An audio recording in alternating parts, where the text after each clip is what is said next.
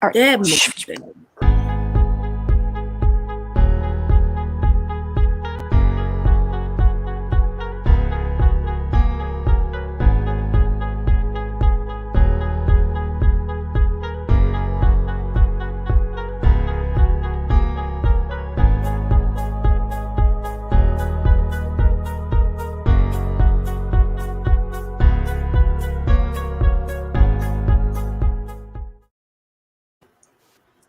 Well, good evening, Welcome to the Rising and Inspiring Show with LaTezeon and Kristen. I'm backwards. This way. Yeah, there you go. There we go. I'm gonna figure it out. So it feels been a like it minute. has been years. Yes, it's been a long time. Kristen has been traveling the states, and I've just been home working and work and work and work. So, how were your trips? It was really good. We first went to Florida for my brother's 50th. So we went to Disney World. Awesome. And then I came home for 4 days, and then my son went to space camp in Alabama. Mm-hmm. So we toured, we went through Tennessee to Kentucky to Alabama. We stayed there. We went down to Auburn, came back through, stayed in Kentucky, and then came home. It was like a 12-day trip. Awesome. Yeah, I'm was sure pretty it cool. was fun, but exhausting too, because you got a lot of driving.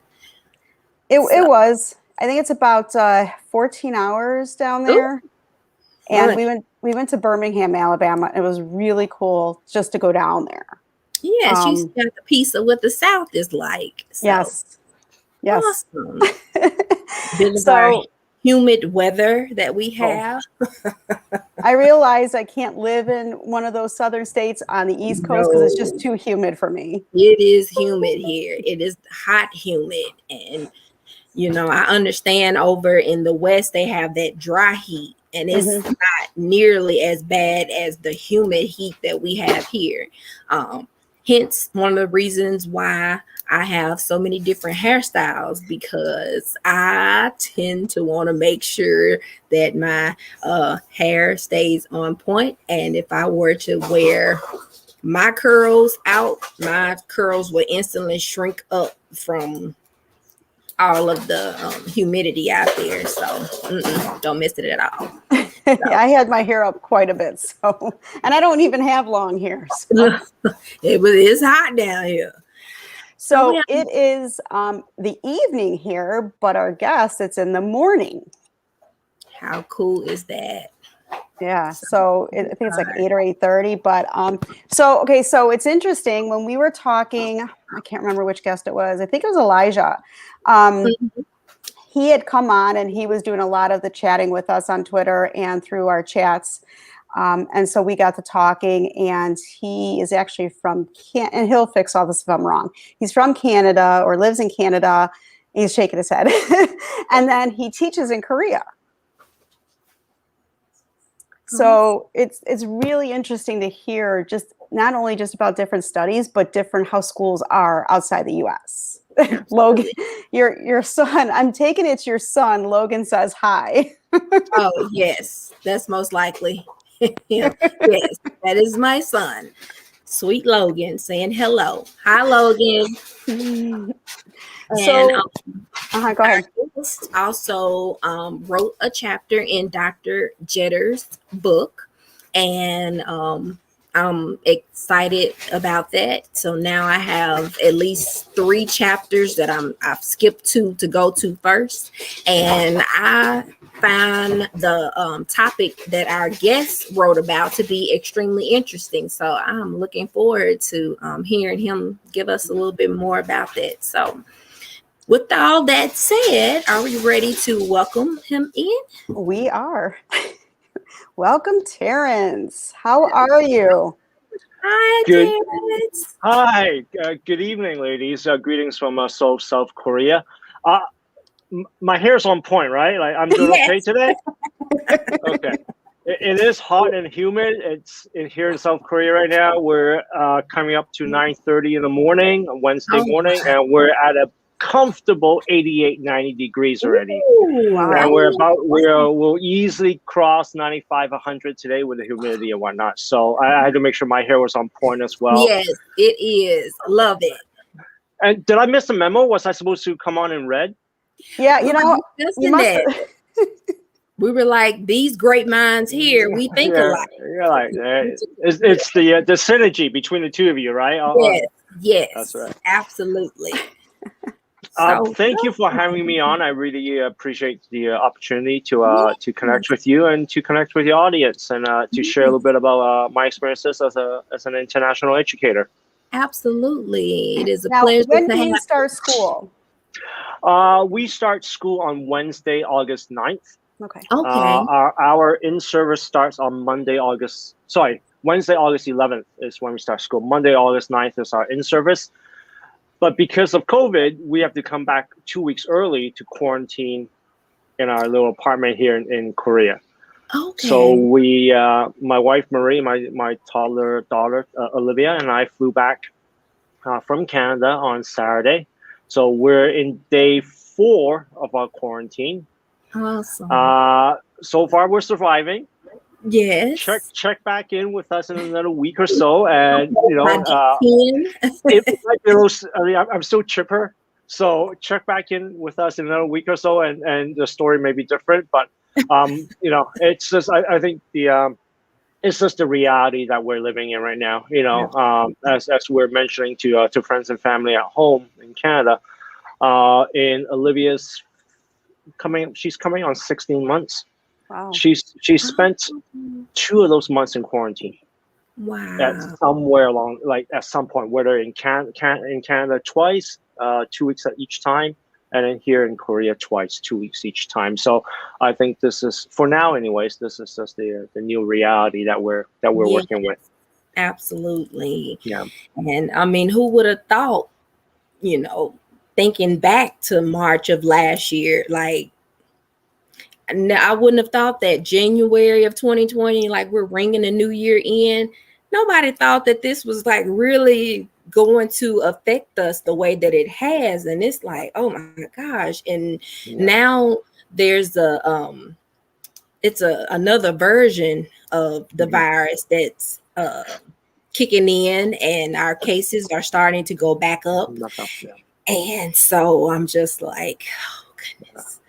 And then the people in my state aren't quite being proactive about getting the vaccine. And I really wish they would consider it because the cases are rising. And there have been some people who have the vaccine who have caught COVID, but their symptoms weren't as serious as those who haven't had the vaccine. So I'm gonna try to figure out a way on encouraging our state to pick it up, and tired of always being last. We're always last in the good things and first in the bad things. Like, oh gosh, it's been for sure. It's been a challenging year and a half now for everyone, and certainly educators and frontline health workers deserve a lot of kudos and props for the work that everyone's done, that they've done, and that we've done to adjust to the new normal, whatever this new normal. There's still a part of me that I don't want to recognize this as new normal, because I don't want my daughter growing up with masks and exactly. So there's still a part of me that that's stubbornly holding on. That one day we can walk around without a mask, and she gets to be herself and smile and all that. So it is what it is for the time being. So as educators, we're good at dealing, playing the cards that we're dealt, and we look forward. No, absolutely. It'll work out in the long run, I'm sure. Yeah. We'll really hope. Well, I'm back into school now. We've been doing professional development since Monday, and our kids start back school on this upcoming Monday. So right now they are we are wearing our masks because we're in we're not virtual right now, we're actually in the classroom, and the plans are to actually have the kids come back. I think they're giving a few are having the option if they want to be virtual or not, if they have like an underlying condition or something of that sort. But other than that, we're looking at the kids being back at school with their mask on. So I've been buying masks left and right because we lose them. And then I put some, I got the disposable ones for the kids, and I made sure I have some for my students in the classroom just in case they come one day and they don't have their mask on. So make sure that we have backup. But we are kicking it off and we're rolling. I'm like, it's just July. Like, I'm used to going back to school in September. Like after Labor Day, you return to school. That's right. Yeah. But no, I'm here. We still haven't received any word yet from our school about how we're going to start the school year. But given the number of cases and with the restrictions in place as far as social distancing, I honestly can't see us starting, back in person. Certainly, September, end of September, if we're lucky, October sometime, maybe we'll be back in person. I mean, we ping-ponged and yo-yoed throughout the school year last year, 100% online, 1/3 of our students in, 2/3 of our students in, 100% online for a few weeks, and then, cases will spike and we'll go off campus again and whatnot. So, luckily, I work in a school with parents and kids that are well resourced, with kids and parents that are resilient, and I think that has a lot to do with the success that we're able to have last year as a school in terms of just making sure we we maintain as much of an instructional program as we could. Obviously some of the extracurricular stuff we couldn't do. We had a skeleton of an athletics seasons. We had bare bones kind of after school activities. So, but as far as the educational component, the instructional component, it was still there, and we're able to have kids in school for the 185, 187 days are mandated by the ministry. The year prior, we had to shut down early. We closed campus in March. A lot of us left the country, and then we taught from Canada or the States or wherever we're from, and despite the time differences and whatnot. And then at a point towards the spring, the school just decided to call it quits early and just ended the school year early, much to the happiness of everyone involved. I think just at a point we're just screen fatigued, and I think over the last year now we've built up some resilience, some endurance to being on the screen, and I think we can we're a lot more adapted and a lot more comfortable sitting in front of our laptops and screens for a few hours at a time now. So awesome. So what is it that you teach? Well, I'm a lifelong life in the middle educator. I firmly believe in middle school and the middle school years and middle school experience. That's something I will, that's a flag I will proudly wave, and a hill I will happily, stand on and whatnot. I after years of 7th and 8th grade middle school language arts, with focus on writing. I moved into a language arts support role last year, and this will be we're starting my second year in the language arts support role. I think after all those years of being in the classroom in one manner, it was a refreshing break for me to step out and to work with kids in a different fashion, and to work with all 3 middle school grade levels as well. So I'm looking forward to that again this year. See, that's why we connected, because I teach ELA for secondary ed. So, that's where the minds are going. Right, there you go. I was ELA for 9 years. And this year I've been thrown a curveball and I'm teaching 5th grade math. So never taught 5th grade math before, but so far I am taking in all of the resources, and the trainings that we've been having have been extremely helpful, and we're still getting PD training as if we may be virtual. We set up the Canvas, and they were discussing the Clever and all of the resources that allow us to have access with our students. So, I'm sure we still use iReady, and I think that they're figuring out, because I don't know, I do believe that we're going to probably start school, but I'm thinking after we start school, there's going to come a moment or a break where we're going to end up going virtual for a little while. Because it was like that this past year. My boys would go for about 2 or 3 weeks, and then we're shut down 2 weeks, and you're having to do it from at home. So looking forward to being able to at least get to meet them face to face and build and start building that connection, and hope that we can stay face to face as long as possible. But I'm making sure that I'm on my P's and Q's with what I'm learning, because we're going to start with volume, and I'm like, okay, because usually we start with like multiplication and equations and numbers of operation and stuff like that. Well, now the system has switched it up, and they have us starting off with volume. I was like, okay, I want to start there. Okay, so definitely preparing for that. Now, Kristen, this past year, she was strictly online, and the need for her is she was at home to be online. Here in Mississippi, the teachers would have to go to the school, but they would be at school and they would instruct online. So and the funny thing is, like her gig better. The funny thing is with your chapter, it's like today. I have a nice top on, but I either have shorts or yoga pants or something on. So it goes along with your chapter that you wrote for the 100 things teachers should stop doing. And the kids are like, Miss, do you have nice pants on? I'm like, sure. And they're like, no, you have shorts on, don't you? I'm like, it's hot in the house. Exactly.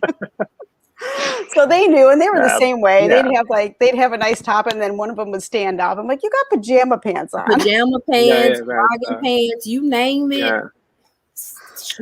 My slides. My wife Marie teaches 4th grade, and there are often days where her kids will show up 8 o'clock in the morning online, still in pajamas.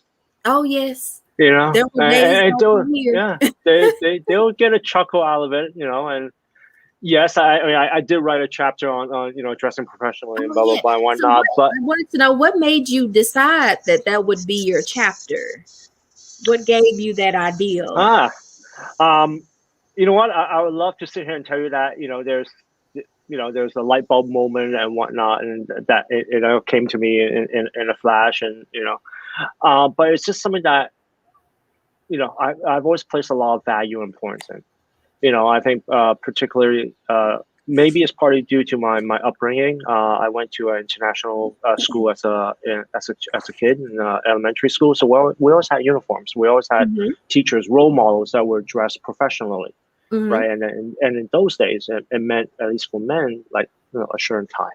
You know, a shirt and tie. And then when I started working, I opted to stay in the private system, the independent school system as well, and the requirement was that you should go to work in a shirt and tie as well.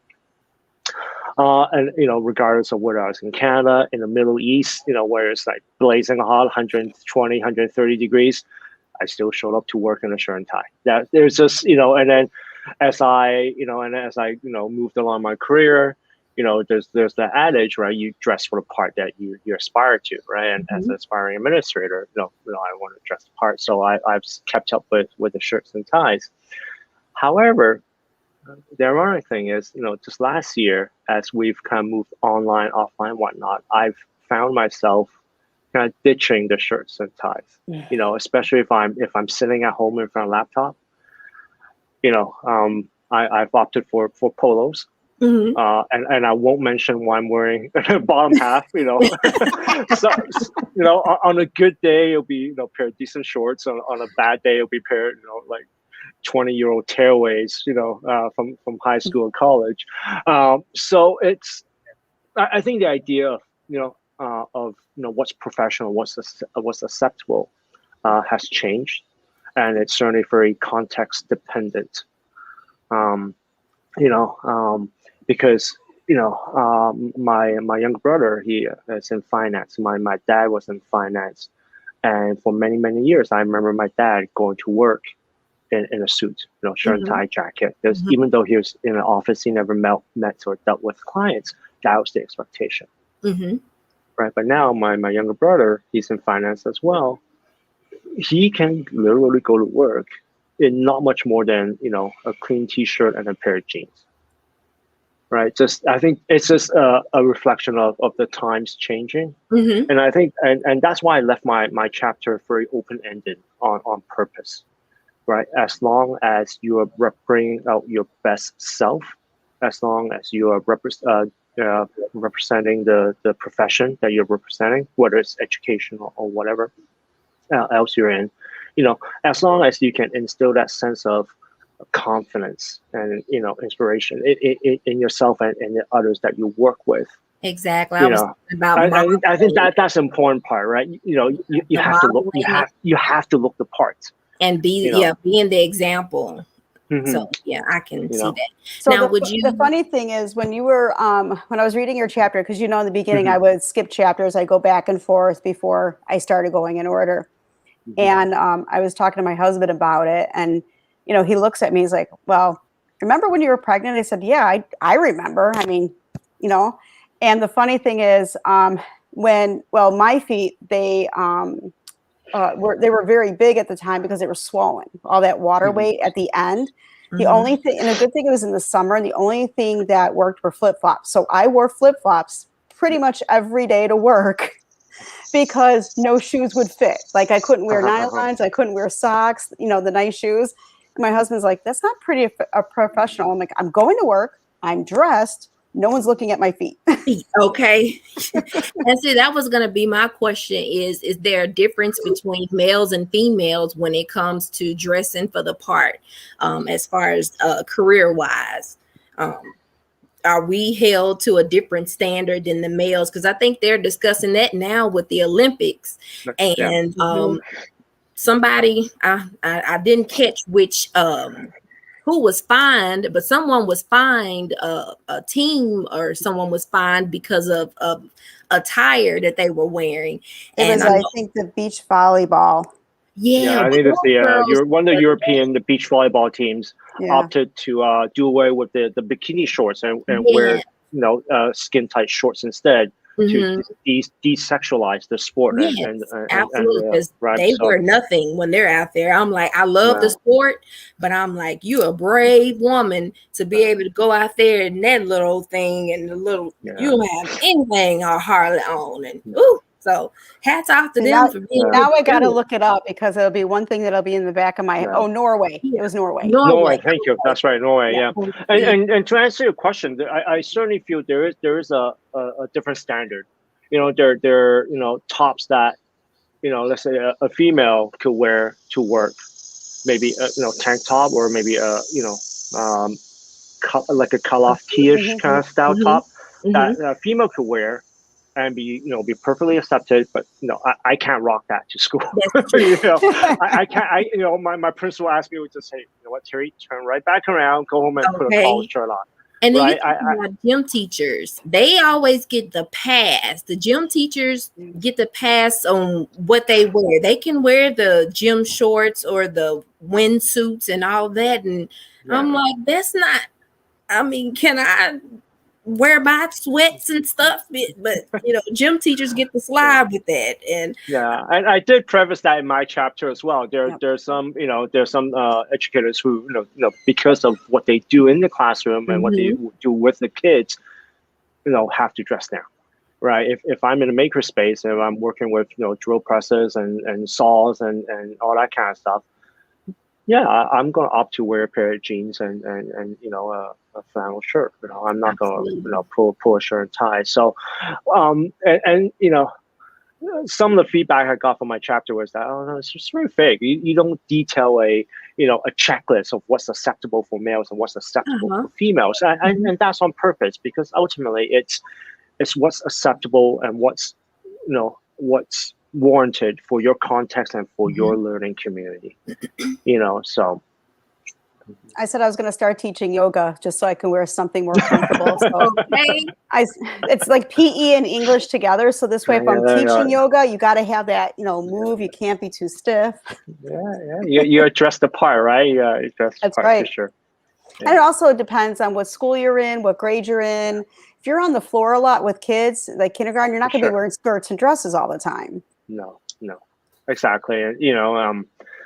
It's I like the book because as many other authors have mentioned on Twitter, it opens conversations. It opens conversations and dialogue amongst the stakeholders in your community, right? What's important? That's important, right? Are we cool with khakis and a polo, or do we require teachers to wear a shirt and tie?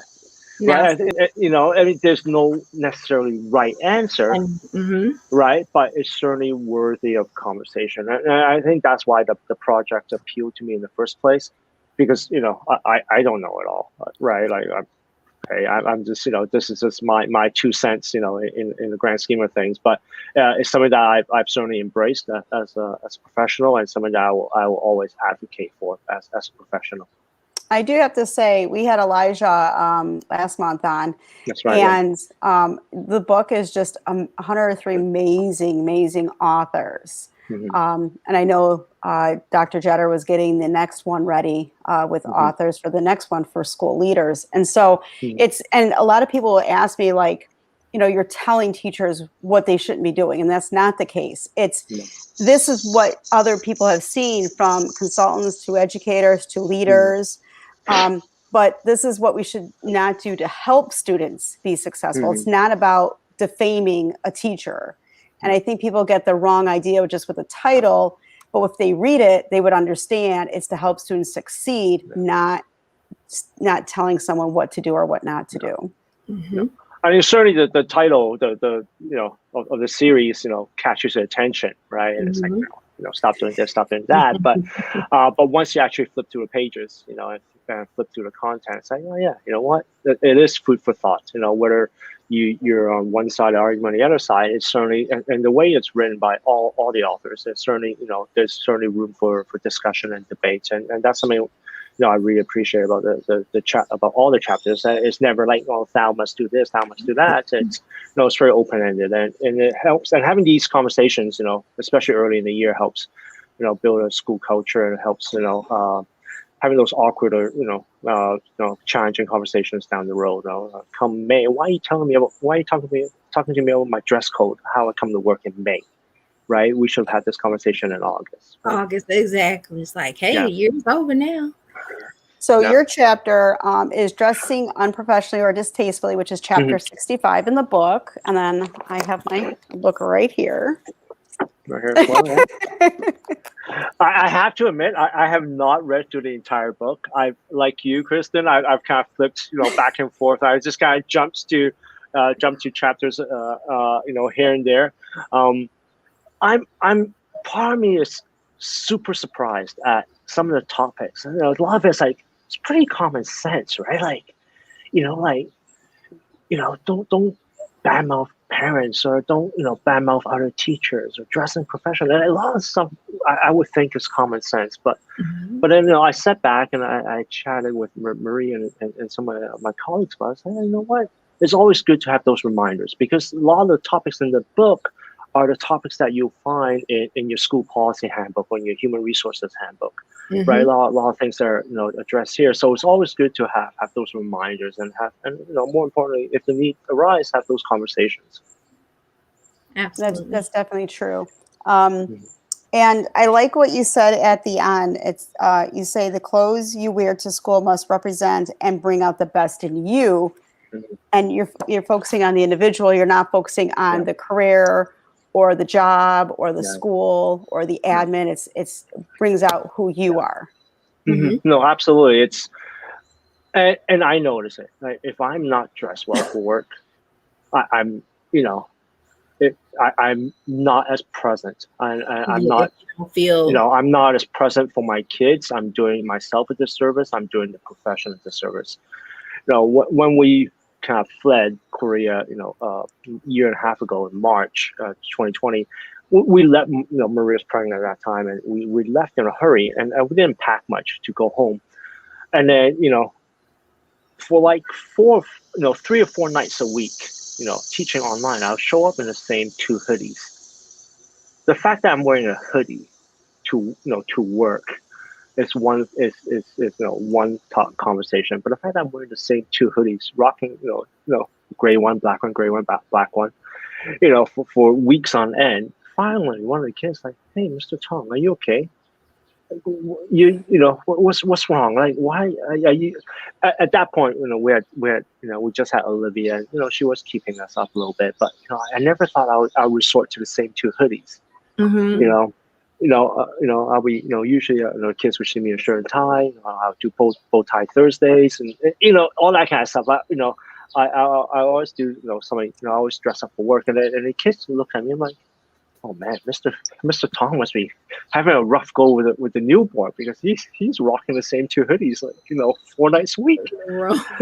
So and I do feel it, like, on the days where I'm not, I don't feel good about what I'm wearing, or I feel like this is the same stuff I'm wearing when I go to a hardware store, or when I go to a convenience store, pick up a quart of milk. I do feel it, and unfortunately, I'm sure my kids at school and colleagues feel it too, because I don't feel my best, and I don't feel like I'm at work. It's understandable. Absolutely. So one of our questions that we usually ask all of our guests, what kind of advice would you give to a brand new teacher who's just finishing college? They didn't have any student teaching. They're just straight from college, passed their tests, and this is it. This is day one. 2 pieces of advice. One, relationships. Relationships and connections with kids. Because you know what? 4 years down the road, 5 years down the road, and even at the end of the school year, they're not going to remember the lesson you bombed on concluding sentences. Mm-hmm. They will remember the fact that you showed up every day, you gave your best, and you were there for them. Mm-hmm. Right? And 21 years in, this is my 22nd year in education now. 21 years in, this is still something that I value, that I prioritize.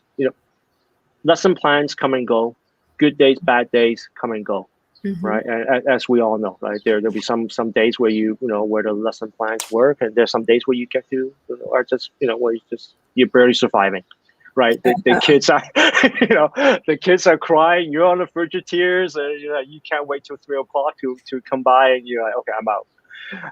But relationships, relationships with kids, relationships with parents, relationships with your colleagues. This is still something that I work on. I really focus and work on year after year. Because at the end of the day, this is what the profession is about. It's not about volume. It's not about iReady. It's not about Common Core standards, or reading scores, and all that kind of stuff. It is about relationships, and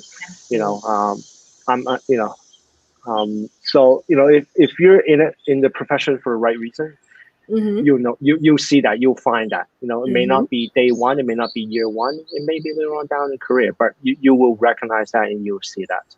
And so that's my first piece of advice for young educators. Second piece of advice is go overseas. Really? And what absolutely. And you don't have to do it right when you come out of college. Get a few years in under your belt. Work on your pedagogy, work on your classroom management, but go and see the world. And it's even for you ladies, it's not too late, because I'm scared. I'm gonna be honest. But you know what?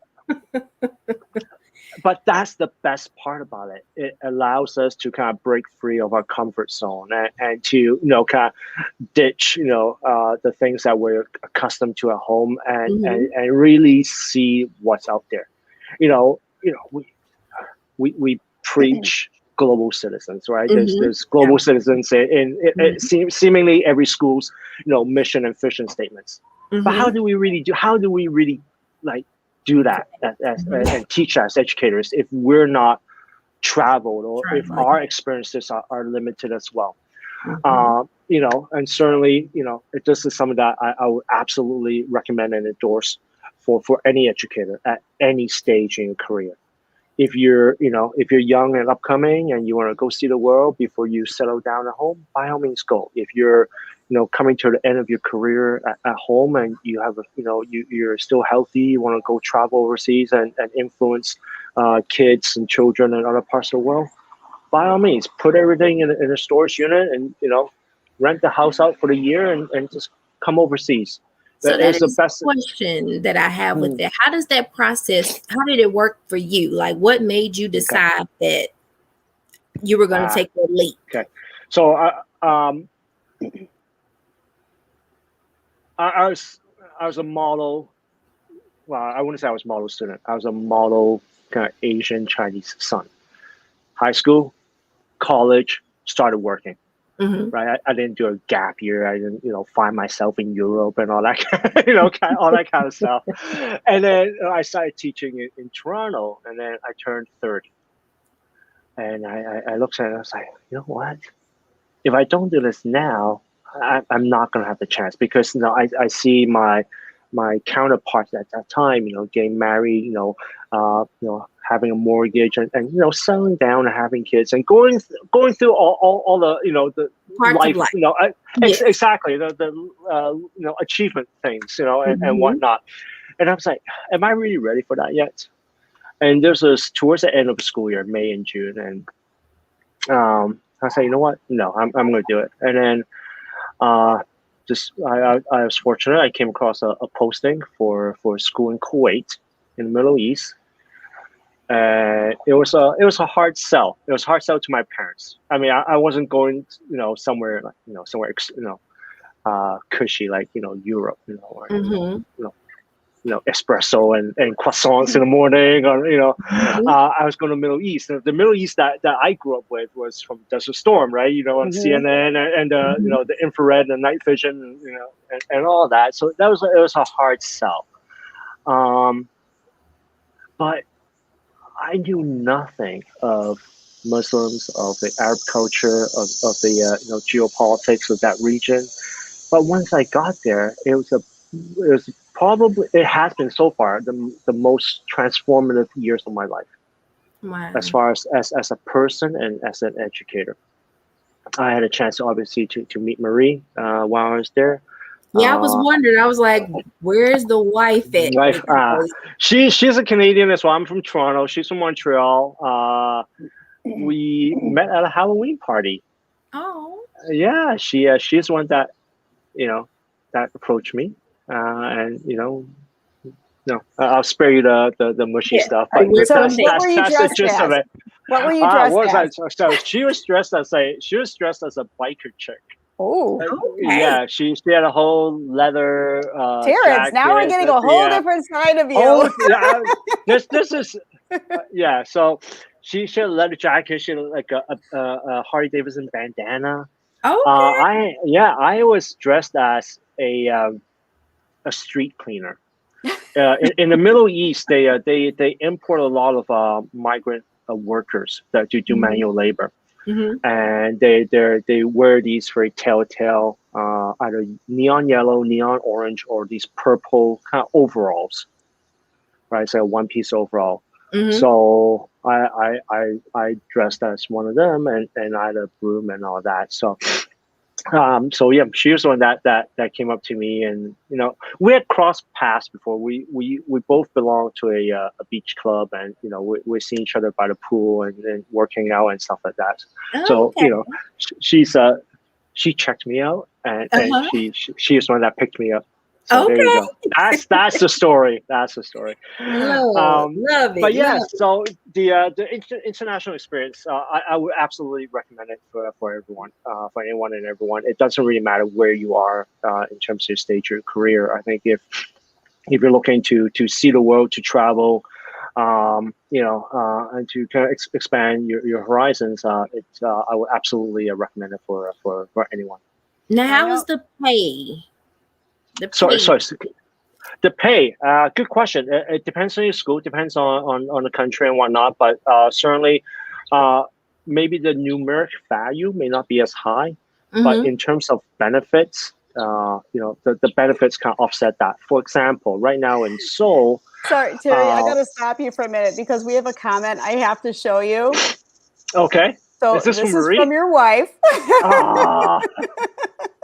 Oh, that's your version. Okay. So I got to stop you right there before I forgot about that because apparently your wife has a different version. Different version of the story. Okay.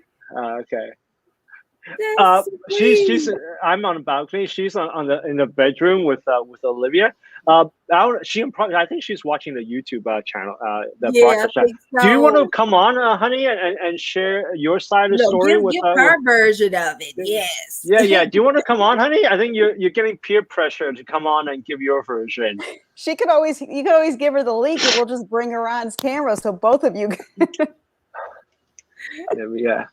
Let me she's hold on a second. Let me do that. I'll give her the link. Let me see. And this way I can bring her on and we'll hear her side. Her side. All right. Oh boy. And while you do that, my friend, she's from Slovakia. She came to the U.S., taught in California, and then she got a job in Germany for 3 years teaching at a school. And so she's back in the U.S. and she's in Chicago now. But yeah, same thing. She is from Slovakia, but she's in a different part of Europe, and she learned a lot more teaching there, and she was teaching math. So here she is. I'm gonna let me get her in here. Okay, baby. And then here's our daughter Olivia as well. Let's see. Hi, Olivia. Hi. She is. My version says that Terry approached me. I'm not sure. I'm not sure about that.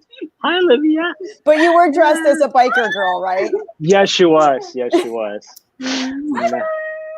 Hi, Olivia. Bye. That was funny. That is adorable. She's so precious.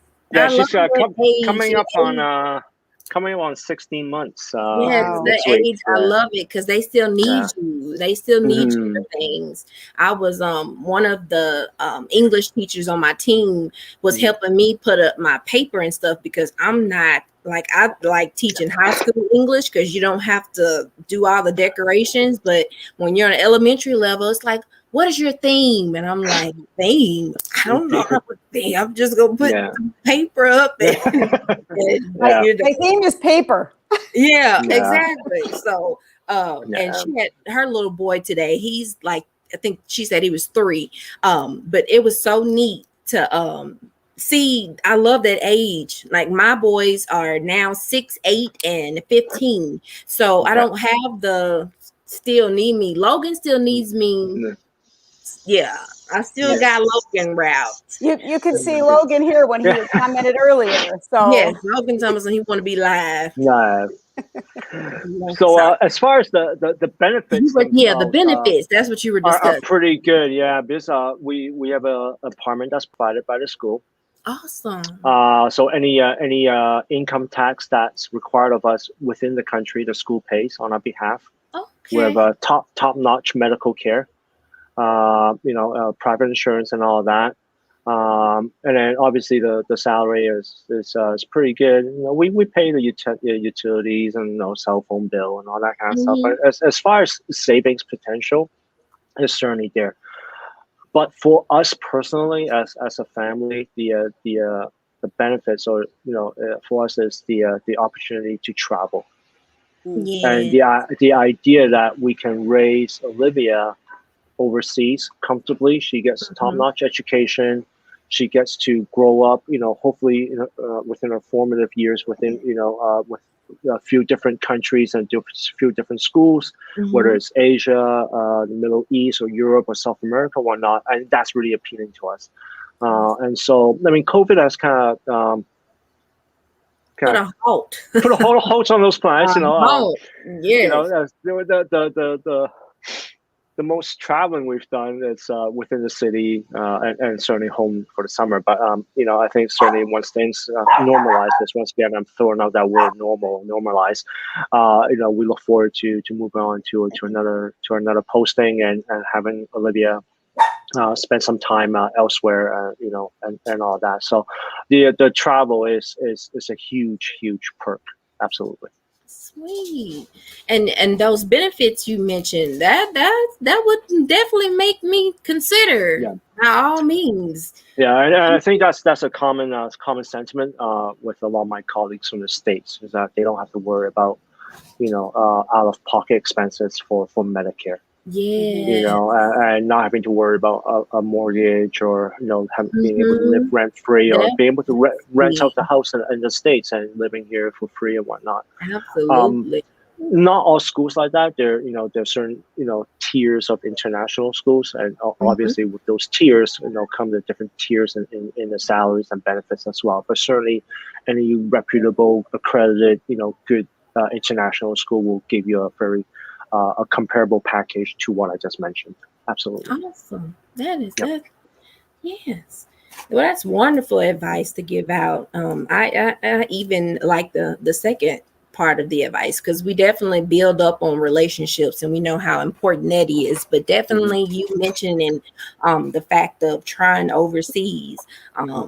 That's definitely something to actually think about. I've always said I'm afraid to leave the States because something bad might happen, and then they might not try to come get me from wherever I am and bring me back to the States. So you got to take a chance. I traveled to Germany. I went to Mexico. I went to France.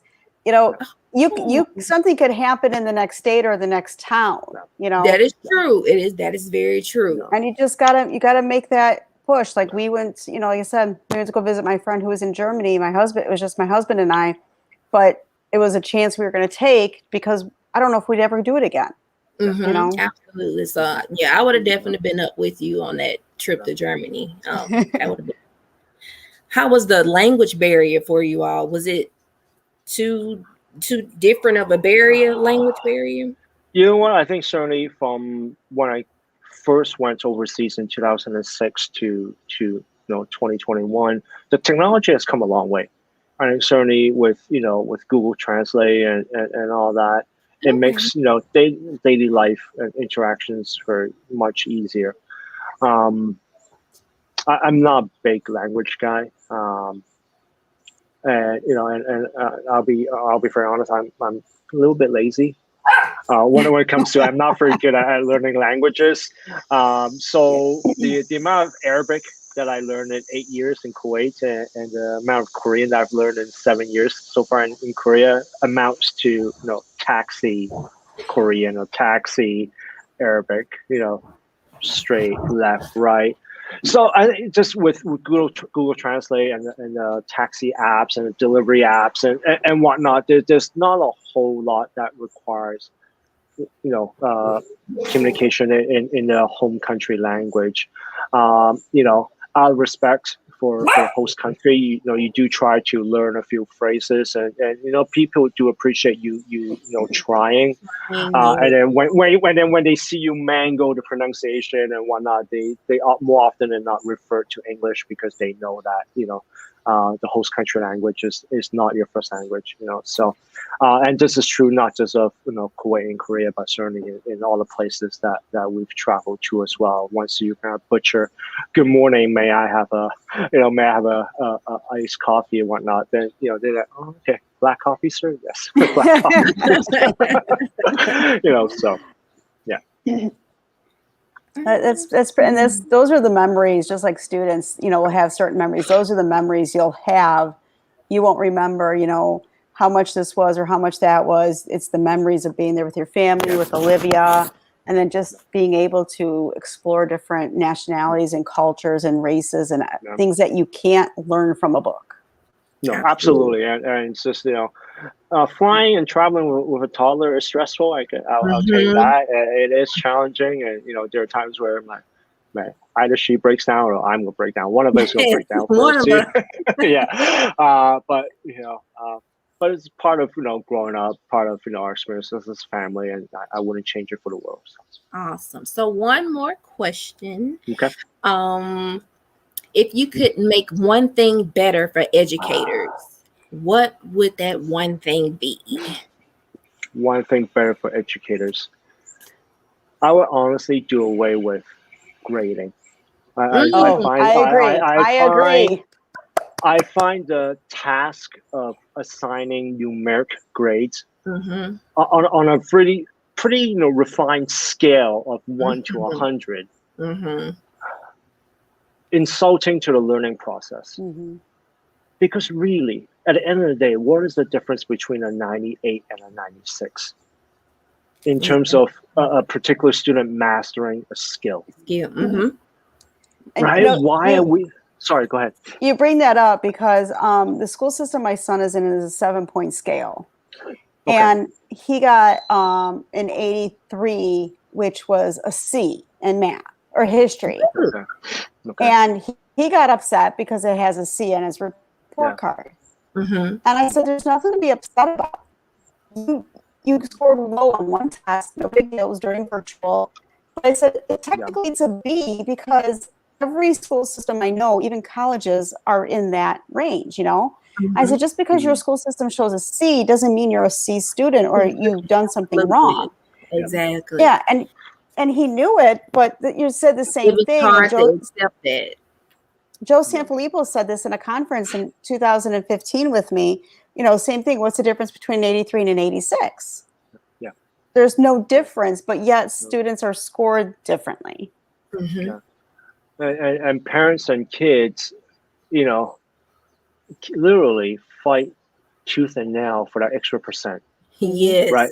Just because they think it's going to look differently. It makes a difference on a transcript. Exactly. Right? I mean, if you're, I'm saying this because these are type of students and types of families we're working with here in Seoul, in Korea, right? If your child is Cornell material, if your child is Stanford or Princeton material, a 98 versus a 97 is not going to be the difference maker, right? Those schools are going to look at what your child is passionate about outside the classroom. What's their character? What the character, exactly. Is he or she involved in any clubs or play any sports? Have they contributed to the community, to whether it's school community or to the wider community? Absolutely. And when parents, nickel and dime after every assessment, and you have kids coming up saying, hey, Mr. So-and-so, Mr. So-and-so, what can I do to get this from a 94 to a 96? Really? How much difference in terms of you mastering that skill is really reflected in the 2 percentage point increase, right? So, I'm a firm believer in that. And obviously, there's nothing original. I mean, I'm a big fan of Tom Guskey and Tom Schwimmer and the likes. So I think if we're able to just do that, take away the percentage point, percentage scale, it would make education a lot more, a lot less anxiety-inducing. Right. Yeah, be more enjoyable. For kids, for teachers, for families. Because at the end of the day, we're labeling kids 1 percentage point at a time. And it's not fair to them, and it's not fair to us. Absolutely. Or to the parents who sit there and, want to make sure that their child is doing their best and receiving their best instructions. So, and like Kristen said, right? I mean, we're online, right? Kids have been yo-yoed in and out of the classroom for the last year and a half, and chances are will be for the next year. Really, I, as a parent, as a teacher, are you really going to be that disappointed in an 83 or 86 or what have you? right? I mean, let's focus on the soft skills that the kids have built up, the resiliency, the self-management, the ability to adjust on the fly. Those are things that will benefit them down the road. Absolutely. Right? More so than the 86 in social studies ever will. Mm-hmm. Right. Yeah, I agree. I'm not the only fish in the water on this. I know that. There's some bigger names out there that they're arguing the same thing. And I just wish, education as a system, would really do away with that. And, I do believe, higher education has a role to play. It's not just, on K-12 education. I think if a higher education, does away with some of those requirements in terms of admissions and whatnot, it will really help K-12 education. I'll go that way as well. I agree. And, we want to thank you so much. I know we want to be respectful of your time. I know you got the morning, we've got the evening. But I'm really glad we were able to connect, and I'm glad we were able to do it before school started for you, because I know there's no way you could do this during school. No, thank you for having me. I'm humbled and honored, at the opportunities that this book and this series have afforded me. Who would have thunk, right? That I'll be on a broadcast, on a YouTube chat and whatnot. So, thank you for having me. I hope the chat was informative, and and certainly your audience, and if you two are interested, reach out to me, and I'll be happy to share more about the international teaching experience and how to get involved and all that kind of stuff. So, thank you very much. I stay safe. Take care, and I'm really looking forward to the next episode with Dr. Jetter. Yep, Dr. Jetter will be in August. In August, I'm really looking forward.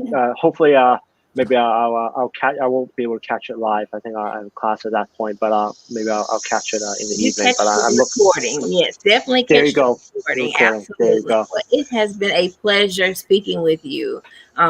Very informative conversation. I've really enjoyed it, and I've taken a lot away. And I'm gonna put my stigma aside about leaving the country. I'm opening up, and I'm more willing to, if ever an opportunity presented itself, I would definitely consider. No, please do so. Please do so. Yeah, absolutely. You won't regret it. You won't regret it. So. Thank you. So. Yep. All right. So we want to thank everyone, and we'll see you guys in August. Yeah. All right. Take care. Stay safe. Stay safe. Bye-bye.